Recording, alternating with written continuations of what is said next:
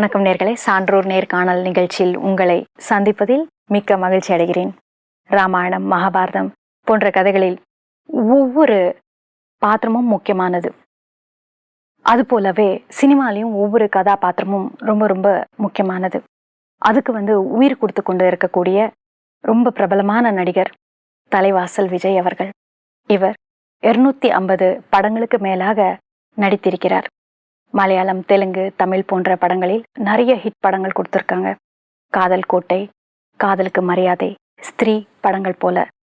நேர்களே, உங்கள் சார்பில் அவரை வரவேற்கிறேன். வணக்கம் சார். வணக்கம். Om Shanti. Om Shanti. Welcome to Godlywood studio. உலகம் எனக்கூடிய நாடக மேடையில் நம்ம எல்லாருமே நடிகர்கள் தான். ஒரு நாளில் நம்ம அப்பா, அன்னைக்கே நம்ம சகோதரனாக இருக்கோம், ஃப்ரெண்டாக இருக்கோம், அண்ணனாக இருக்கோம், தம்பியாக இருக்கோம். ஆனால் உங்களுடைய வாழ்க்கையில் நீங்கள் டபுள் ஆக்டர்.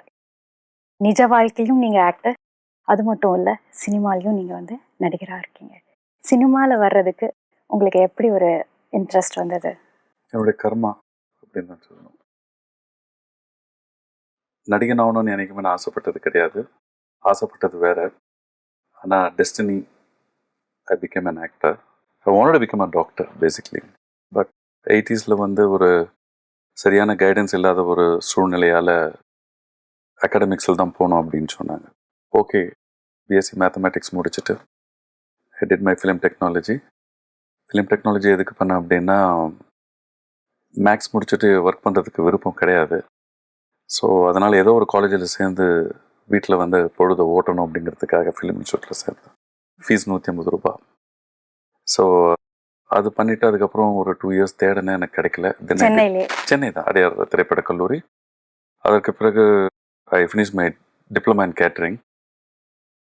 காரணம் என்னென்னா, வேலை இல்லை அப்படின்ற ஒரு சூழ்நிலை நம்ம எங்கேயாவது ஒரு மேனேஜ்மெண்ட் ட்ரைனியாக போயிடலாம் அப்படிங்கிற ஒரு டிகிரி வித் டிப்ளமா அப்படின்னு.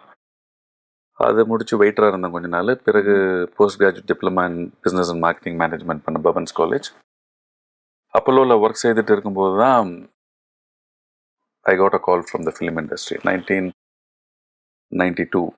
எனக்கு விருப்பம் இல்லை, ஆனால் பண்ண வேண்டிய ஒரு கட்டாயம்னு கூட சொல்ல முடியாது.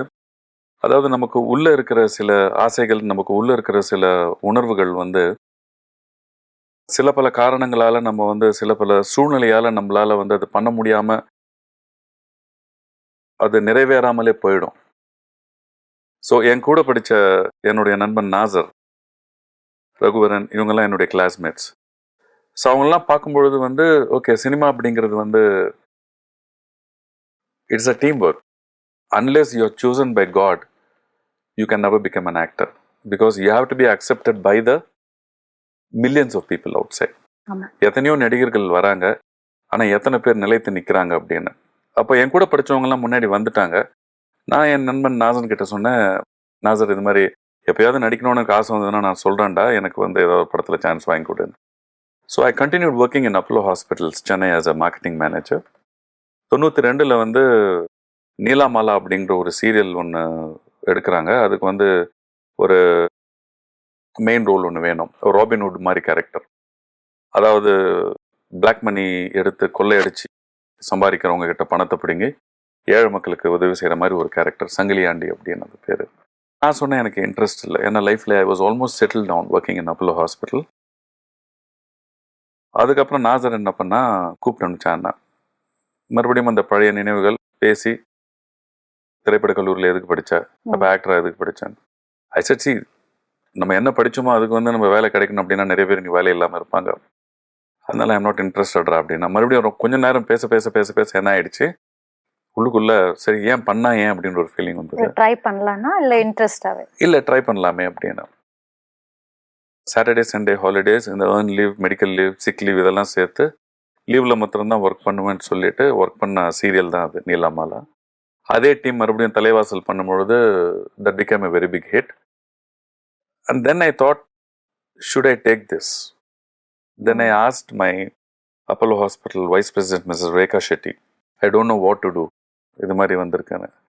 So she consulted with chairman PC Reddy and said, ஒவ்வொரு விஷயம் பண்ணுங்க விஜய், 2 வருஷம் லாஸ் ஆஃப் பேல போங்க, ஓகே, ட்ரை பண்ணுங்க சினிமாவில், உங்களால் முடியும் அப்படி.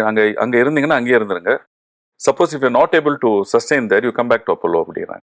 ஓகே. ஸோ தட் இஸ் அவங்க கொடுத்த பர்மிஷனால இன்னைக்கு வந்து by Baba's grace I am here sitting and talking with you in very Godly. Nice, very nice. நீங்க நடிக்கக்கூடிய ஒவ்வொரு படங்கள்லையும் வெவ்வேறு கேரக்டர்ஸ், முக்கியமான கேரக்டர்ஸ்லாம் நிறைய நடிக்கிறீங்க. அதில் ஒரு பாசமான ஒரு சகோதரன், அண்ணன்னு சொல்லலாம். இன்னைக்கும் ஒரு பாசமான ஒரு அண்ணன், நேத்தியும் ஒரு பாசமான ஒரு அண்ணன் ஆக நடிச்சிருப்பீங்கன்னு வச்சுக்கோங்க. ஆனால் அதில் வந்து ஏகப்பட்ட ஒரு எனர்ஜி, ஏகப்பட்ட ஒரு ஃபோர்ஸ் இருக்குது. அதாவது ஒரு மிகப்பெரிய ஒரு டிஃப்ரென்ஸ். நிஜமாகவே ஒரு அண்ணனாகவே வந்து நமக்கு தெரியும். ஆனால் நேத்தி இருக்கக்கூடிய அண்ணனும் பாசமான அண்ணன் தான், இன்னைக்கும் ஒரு பாசமான அண்ணன் தான். ஆனால் மிகப்பெரிய ஒரு டிஃப்ரென்ஸ், ரொம்ப லைவாக இருக்குது. அது எப்படி உங்களால் முடியும்? எப்படி உங்களுக்கு ஒரு இன்ஸ்பிரேஷன் கிடைச்சது? அதை பற்றி சொல்லுங்களேன். 2 விஷயம் இது நான் வந்து சொல்லணும்னு ஆசைப்படுறேன். நம்பர் 1, நான் பண்ணக்கூடிய கதாபாத்திரங்கள் குணச்சித்திர கதாபாத்திரங்கள். ஒரு சினிமான்னு எடுத்தீங்கன்னா உங்களுக்கு வந்து ஒரு 2 hours and 15 minutes வரும். ஸோ 2 hours 15 minutesல இந்த குணச்சித்திர நடிகர்களுக்கு கிடைக்கக்கூடிய ஒரு நேரம் வந்து டோட்டல் எடிட்டட் லெங்க்த்னு பார்த்தீங்கன்னா ஒரு 10 நிமிஷம் 12 நிமிஷம் தான் வரும். ஆமாம். ஸோ அந்த 10 நிமிஷம் 12 நிமிஷத்தில் நாங்கள் யாருங்கிறத நாங்கள் ப்ரூவ் பண்ணணும், if I want to stay in the industry. So அதுக்காக ரொம்ப சிரத்தியாக வந்து வி வில் திங்க் எப்படி பண்ணலாம், என்ன பண்ணலாம் அப்படின்னு சொல்லிட்டு. இதில் ஒரே ஒரு உதாரணம் நாம் சொன்னோம்னா,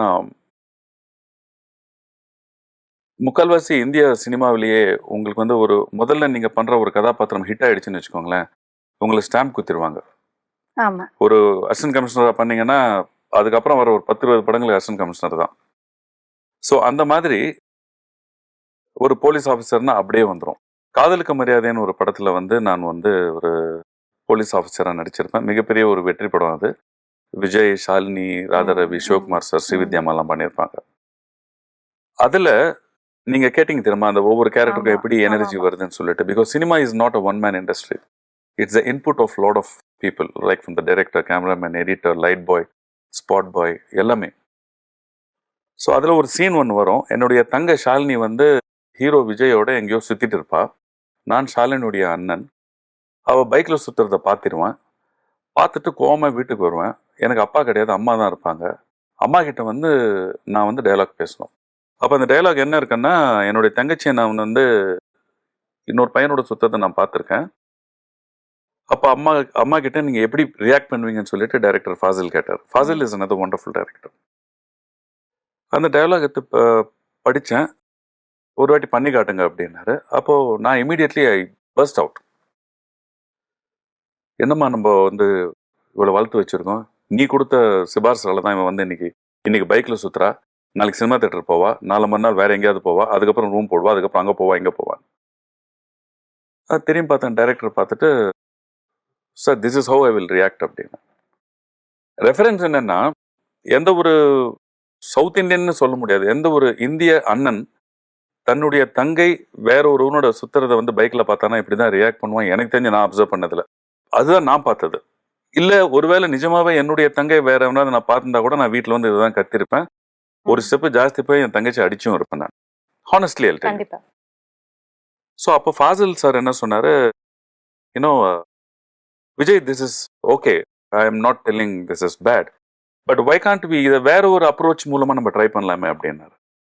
எனக்கு வேற அப்ரோச், வேற ஆங்கிள்ன்றதே கிடையாது. எனக்கு என்னுடைய தங்கச்சி இன்னொரு பையனோட நான் சுத்தத்தை பார்த்துட்டேன், நான் திட்டணும், அவளை அடிக்கணும், அம்மா கிட்ட கம்ப்ளைண்ட் பண்ணணும், அவ்வளோதான். ரியல் லைஃப்ல இதுதான் நடக்கும். வேற இதுக்கான ஆல்டர்னேட்டிவ் கிடையாது எனக்கு, என்னை பொறுத்த வரைக்கும். As a director he said, can we do it in some other way? I said, sir, I can't think of any other way to approach this problem.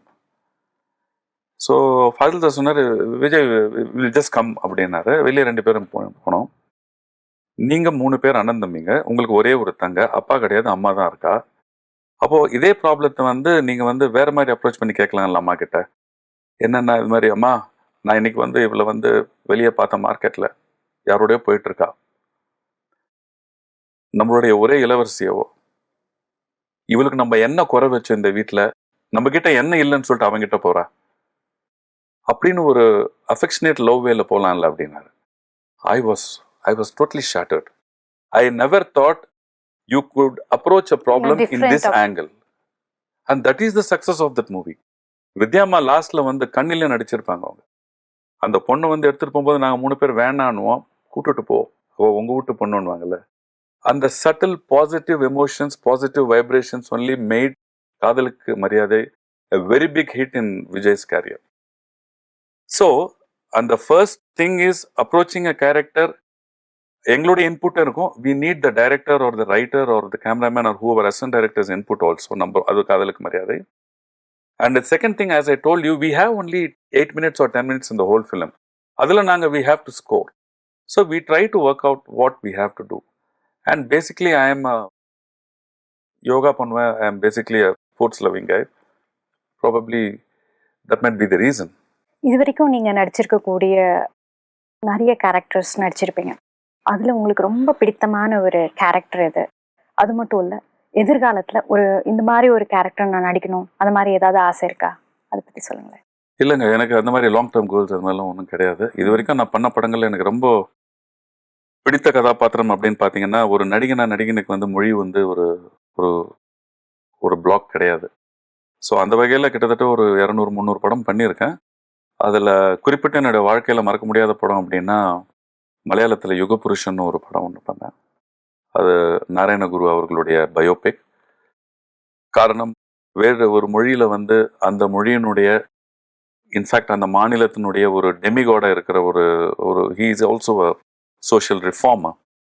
So அவருடைய பயோபிக் எடுத்து நான் பண்ணும்பொழுது அதில் நான் அந்த நடிக்கும்பொழுது கிடைச்ச ஒரு எக்ஸ்பீரியன்ஸ், ஆனந்தம், மிராக்கிள்ஸ் 2-3 நடந்தது அதில். அதுக்கப்புறம் because of that I got a state award from Kerala. Incidentally I think someone told me, I don't know how far it's true, ஒரு நான் மலையாளி ஒரு மாநில விருது கேரளத்தில் வாங்குறது நீங்க தான் அப்படின்ற மாதிரி சொன்னாங்க. தெரியல எனக்கு. ஐ got a special jury award for the best actor. That is my first film. அதுக்கப்புறம் கண்டிப்பாக வந்து தமிழில் பண்ண எல்லா படங்களுமே, தேவர் மகன் சிவாஜி சாரோட, கமல் சாரோட, அதுக்கப்புறம் மகாநதி, மகளிர் மற்றும் காதலுக்கு மரியாதை, துள்ளுவதோ எல்லாமே. I mean each one had a different dimension. தெலுங்குல வந்து ஐ டிட் ஸ்திரீன்னு சொல்லிட்டு ஒரு படம் which won a national award, Sethumadhavan sir இயக்கத்தில் பண்ண படம். அதுக்கப்புறம் Shabana Azmi and myself we did a film called Morning Raga along with Nazar, and it's an Indian English film. It also won some awards. மலையாளத்தில் மேல் விலாசம். So a lot of films. சினிமாவில் நீங்கள் ஜாம்பவான், ஸ்போர்ட்ஸில் உங்கள் பிள்ளைங்க, அதாவது உங்களுடைய பொண்ணும் உங்கள் பையனும் நேஷ்னல் லெவல் பிளேயர்ஸாக இருக்காங்க. அதாவது ஸ்விம்மிங்கில் வந்து நேஷ்னல் லெவல் சாம்பியனாக இருக்காங்க. 2 பேரையும் பேலன்ஸ் பண்ணக்கூடியவங்க வந்து உங்களுடைய மனைவி. உங்கள் குடும்பத்தை பற்றி சொல்லுங்களேன், எப்படி பேலன்ஸ் பண்ணுறாங்க? Communication and discussion, these two were the very important things in our life, I would say, because என்னுடைய வாழ்க்கையில் நான் அப்பாவால் அம்மாவால் வளர்க்கப்பட்டவன் கிடையாது, தாத்தா பாட்டியால் வளர்க்கப்பட்டவன் தான். அது காரணம், அப்பா வந்து மத்திய பிரதேஷில் ஒர்க் பண்ணிட்டு இருந்தார், அங்கே படிப்பு சரியாலன்னு சொல்லிட்டு என்னை சென்னைக்கு அனுப்பினார். ஸோ ஒரு பையனா அப்பா கிட்ட நிறைய விஷயங்கள் கேட்கணும், அப்பா கிட்ட வந்து சில பல உணர்வுகள், அந்த உறவு முறைகள், இல்லை அந்த ஆசா பாசங்கள் எல்லாம் எப்படி இருக்கணும்னு எனக்கு தெரியாது. ஏன்னா 4 வயசுல வந்து அப்பா அனுப்பிச்சது வந்து நான் வந்து நல்லா படிச்சு முன்னுக்கு வரணும்னு. ஏன்னா அவர் இருந்த இடம் பிலாயின்னு சொல்லிட்டு ஒரு இடம், அங்கே வந்து படிப்பு அவ்வளோ கிடையாது, ராய்ப்பூர் துருக் பக்கத்தில். அவரு சாக்ரிஃபைஸ் நிறைய பண்ணார். ஹி வாஸ் குக்கிங் அலோன், தனியாக வாழ்ந்துக்கிட்டு அவரோட துணியை அவரே துவைச்சிக்கிட்டு சம்பளத்தை இங்கே அனுப்புவார் எங்கள் படிப்புக்காக. பட் இங்கே எங்களுக்கு என்னென்னா, ஒரு அப்பா கிட்ட எப்படி ஐயோ அப்பா இருந்தால் நல்லா இருக்குமே அப்படின்னு ஒரு சின்ன ஏக்கம் இருந்தது. But he also sacrifice, we also sacrifice அப்படின்ற ஒரு சூழ்நிலையில் life passed on and I got married. And I thought I should, குழந்தைங்க கிட்ட நம்ம வந்து we have to spend time அப்படிங்கிறது ஃபஸ்ட்டு முடிவு பண்ணோம் நானே வைப்போம். அதுக்கப்புறம் இந்த சம்மர் ஹாலிடேஸ் வரும்பொழுது அவங்கள வந்து any course we have to put ஸ்போர்ட்ஸில் போடணும். ஏன்னா ஸ்போர்ட்ஸில் போடணுங்கிறதுல நான் ரொம்ப ஸ்திரமாக இருந்தேன். காரணம் வந்து இந்த லெவலில் ஸ்போர்ட்ஸில் வருவாங்கன்னு எனக்கு தெரியாது. ஸ்போர்ட்ஸில் ஒருத்தர் இருக்கிறதால you become healthy. When you are healthy you become fresh. When you're fresh, you become positive. When you're positive, your mind is positive and a lot of chain reaction happens. அதுக்காக போட்டேன். But I never expected they will come up to this level. காரணம் வந்து அவங்களுக்கு ஒரு அப்பாவா இருந்து நான் என்ன பண்ணேன், இது கருப்பு, இது சிகப்பு, இது ப்ளூ, இது பச்சை. இந்த கருப்பு இதை நீ செலக்ட் பண்ணனா இது ப்ளஸ் இது மைனஸ் இது ப்ளஸ் மைனஸ்ன்னு எக்ஸ்பிளைன் பண்ண அவ்வளோதான். I didn't compel them. So இனிஷியலாக கிரிக்கெட்டில் போட்டேன், கிரிக்கெட் அவங்களுக்கு பிடிக்கல. Then roller skating they didn't like. Swimming போடும்பொழுது என்னுடைய பொண்ணு என்ன பண்ணா, ஷி வாஸ் 2.5 years old. நான் ஹைதராபாத்தில் ஷூட்டிங்கில் இருக்கும்போது என் பையன் ஸ்விம் பண்ணிட்டு இருந்தான். He was good. He was 6.5. So அப்போ எனக்கு ஒரு ஃபோன் வருது, இது மாதிரி இவன் வந்து 9 feet டெப்த்தில் குதிக்கணும் அப்படின்னு சொல்லிட்டு ரொம்ப அடம் பிடிக்கிறா அப்படின்னு என்னுடைய மாமனார் ஃபோன் பண்ணாரு. நான் வந்து சொன்னேன், எப்படியாவது அட்ஜஸ்ட் பண்ணுங்க அங்கிள், இல்லை அவள் வந்து தரையில் விழுந்து பிறண்டு அழுறா அப்படின்னாங்க. அதுக்கப்புறம் கோச் கிட்ட கொடுங்கன்னு சொல்லிட்டு என்ன பண்ணேன், நான் ஒரு அசிஸ்டன்ட் கோச் 4 பேர் நிற்க வச்சுட்டு நீங்கள் தண்ணியில் போடுங்க, அது தண்ணி குடிச்சு பயந்ததுன்னா நாலுலேருந்து டிஸ்டர்ப் பண்ணாது. Now what happened is, it was a revelation for me. In the sense, later தான் எனக்கு தெரிஞ்சது. தண்ணியில் போட்டு குதிச்சோன்னா ஒரு 1/2 மணி நேரத்துக்கு அப்புறம் எனக்கு ஃபோன் வருது, சார் பாப்பாவை தண்ணியில் போட்டோன்னா தலை மேலே வந்து நிற்குது, சிரிக்கிறாவோ. நார்மலாக குழந்தைங்களுக்கு தலை உள்ளே போவோம், தண்ணி குடிச்சிருவாங்க. எனக்கு இந்த டீட்டெயில்ஸ் வந்து என்னன்னே தெரியாது. சார் அப்படிங்களா, ஓகே அப்படின்ட்டேன். 2 daysக்கு அப்புறம் சென்னை வரும்பொழுது I went to the pool. அங்கே போனால் ஒரு மீடியா ப்ரெஸ் கவரேஜ் எல்லாம் வச்சுட்டு 2.5 yearsல ஒரு பொண்ணு வந்து தண்ணியில் குதிச்சு இது மாதிரி தலை நிற்கிறதுன்றது பெரிய விஷயம், நீங்கள் இந்த 2 பசங்களும் ஸ்விம்மிங்கில் போட்டிங்கன்னா பெரிய லெவலில் வருவாங்க. நான் அப்போவும் எனக்கு வந்து எந்த ஒரு I didn't have any huge dreams and all.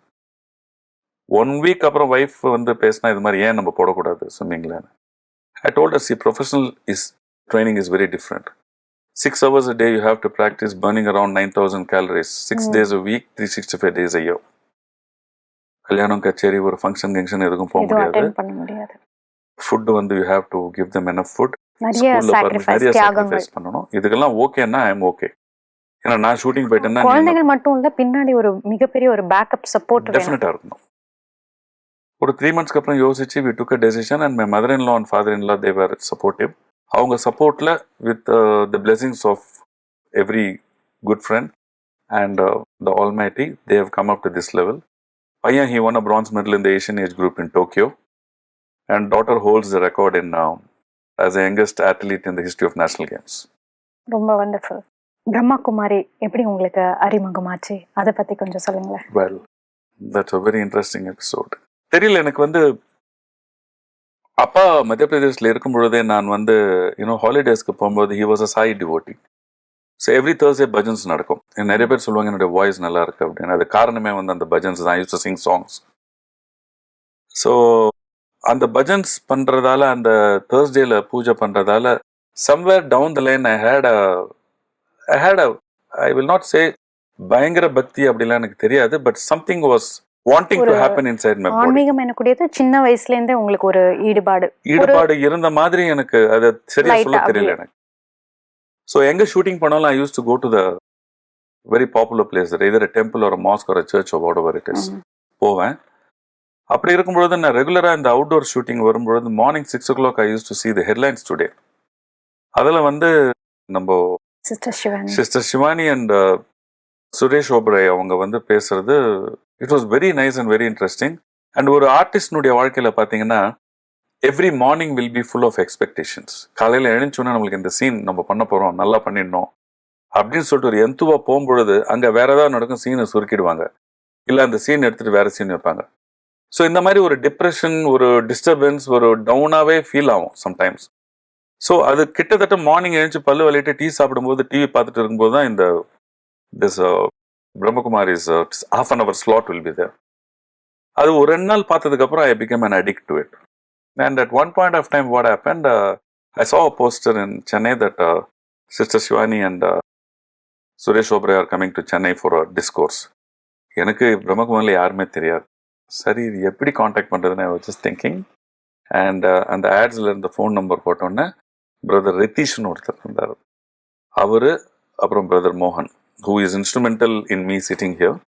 So இவங்க 2 பேரும் வீட்டுக்கு வந்து சொன்னாங்க. I went and attended the discourse and that's how it started.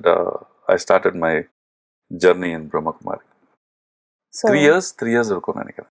இப்போ நீங்க வந்து கியான் சரோவர் போயிருப்பீங்க, பாண்டவன் போயிருப்பீங்க, அகைன் சாந்திவன், காட்லிவுட் ஸ்டுடியோ கூட வந்திருக்கீங்க. இங்க உங்களுடைய அனுபவங்கள் என்னென்ன? நிறைய சொல்லலாம், பட் நான் வந்து வெரி கண்டென்ஸ்டா சொல்லணும் அப்படின்னா ரொம்ப டச்சிங்கா இருக்கக்கூடிய ஏதாவது ஒரு விஷயம். வெளியே வந்து எல்லாமே போலியாக இருக்குது, இங்கே எல்லாமே உண்மையாக இருக்குது. And you know when they do something, they do it with love, with passion and from the heart. அது வந்து அங்கே கிடையாது, புதுசாக இருக்கு எனக்கு. ஏன்னா ஏமாற்றணும் அப்படிங்கிற எண்ணத்திலேயே இருக்கிற ஒரு உலகத்துலேருந்து வேற ஒரு உலகத்துக்கு வந்த மாதிரி ஒரு ஒரு ஒரு ஃபீல். Definitely it's awesome.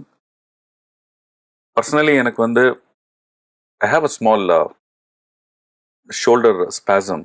அதனால நான் 100% இங்கே வந்து I am not able to exploit பண்ண முடியல. But whatever I have experienced, I will be coming here regularly. And எனக்கு என்ன சொல்றதுன்னு தெரியல. It's truth. Everyone are nice and I couldn't see even ஒரு ஒரு பை மிஸ்டேக் கூட வந்து ஒரு சினுங்கிறதோ ஒரு எரிஞ்சு விடுறதோ அது வந்து இங்கே இல்லை. அண்ட் இன்னொரு மெயின் விஷயம் என்னன்னா, இங்கே வந்து இந்த டிஸ்கோர்சஸ் கேட்கும் பொழுது you know you think you know most of the things, but இங்கே வந்ததுக்கு அப்புறம் தான் தெரியுது you don't know anything. ஒரு ஒரு we are in a virtual world, but that is not permanent. And this spiritual world is the permanent thing. And one more beautiful thing yesterday, day before yesterday, when I was attending and I was speaking in the art and cultures spiritual wing. Spirituality doesn't have religion, caste or creed. That was a very big revelation for me. And definitely I will take this message to whoever I speak, யார்கிட்ட பேசுறனோ, யாரை சந்திக்கிறனோ, இந்த ஒரு message I will definitely நான் கொண்டு போவேன். அதை தவிர்த்து இந்த மெடிடேஷன் இப்போ தான் நான் முதல் படியில் இருக்கிறேன்னு நினைக்கிறேன். I have a long way to go. ஏன்னா சென்னையில் நுங்கம்பாக்கம் செட்டரில் சிஸ்டர் சித்ரா வந்து அடிக்கடி சொல்லிட்டு இருப்பாங்க, நீங்கள் வாங்கன்னு. அது யூனோ சென்னையில் இருக்கும்போது யூ டோன்ட் கெட் டைம். 4 நாள் கோர்ஸ் போனேன். பிரதர் மோகன் தான் எடுத்தார். I will complete the 3-day course and கண்டிப்பாக வருவோம் மறுபடியும். And definitely I will B associated with Brahma Kumari's. And இப்போ தான் I just spoke to your very nice to hear station secretary in the Godlywood studio udiya Harilal Bhaiji, and he said 2018 la one movie is they are making a 3D movie about Babaji, and whatever help I can do definitely I'll do. உங்களுடைய பிஸியான ஷெட்யூல்ல வந்து கலந்து கொண்டதற்கு நன்றி. வணக்கம். சாந்தி. ஓம் சாந்தி. அனைவருக்கும் பிடித்த மிகப்பெரிய பிரபலமான நடிகர் தலைவாசல் விஜய் அவர்கள். இவருடைய குடும்ப வாழ்க்கை, சினிமா வாழ்க்கை, அது மட்டும் இல்ல மவுண்ட் அபுல அவருக்கு ஏற்பட்ட ஆன்மீக அனுபவங்களை பற்றி ரொம்ப சிறப்பாக அழகாக வந்து பகிர்ந்து கொண்டாங்க. இன்னொரு சான்றோர் நேர்காணல் நிகழ்ச்சியில் உங்களை சந்திக்கும் வரை நன்றி.